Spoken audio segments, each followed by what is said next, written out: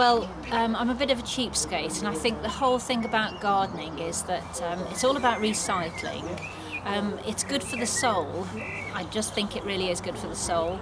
But it's also about economy, and I really like the yard-long beans. I think that's a cracking story. And I've been telling all of my classes about the yard-long beans as well, so I'd like to do that.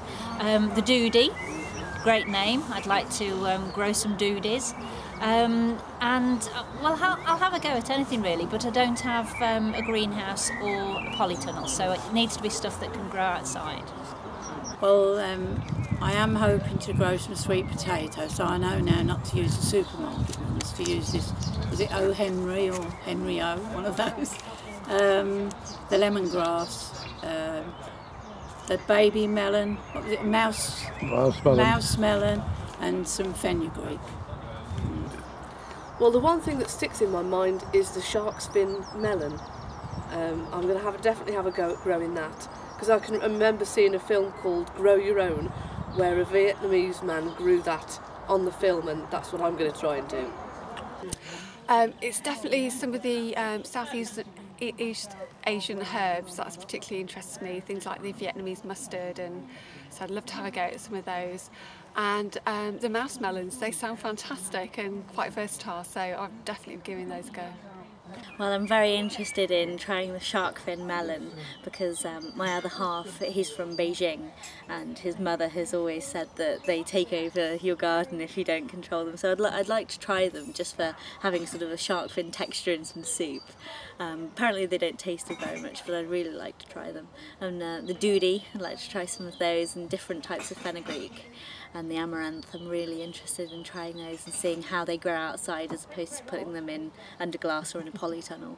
Yeah, I really like the mouse melons and definitely the sweet potatoes. Quite new, children recently have been growing potatoes last year, we started it, and I'd like to introduce them to a wider variety. I'm interested in some of the spices and the roots such as turmeric and ginger, and also having a go at growing some of the beans. I'm interested in the shark fin melon because I think I've got quite a lot of space, and sometimes I'm looking for things that are going to be fairly self-sufficient and that will take up a lot of that space sometimes. I think a lot of people are really interested in the mouse melons. Oh yes, there is it the doodoo, you know, like a fruit plant. Yeah. We got them in Africa, we call them mapudzi. We use them for pudding, and they're very good. We mix them with peanut butter, milk. So those ones, if I could get hold of the seed, I'll be very happy to use them.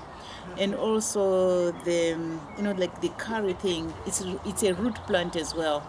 That's the other one which I was very happy to see. Well, I should definitely be doing the mouse melon and the turmeric, the ginger. Well, it's a mango ginger, I think. But anything different, exotic, we'll have a go. Yeah, it's about it's a doody, you know, which is really fascinated me and it's very complicated and delicate to grow, especially in this climatic condition of this country. So, and the other was shark fin melon, you know, which I've learned today, and hopefully I'm going to give a try. Yeah, the yard-long beans, because I might be able to pass them off as runner beans and win the competition for the longest bean. The lemongrass, that interests me. The yams, sweet potatoes, and there was something else which has escaped me for the moment. There were about 4 or 5 items that I'm keen to have a stab at. Today's been fabulous.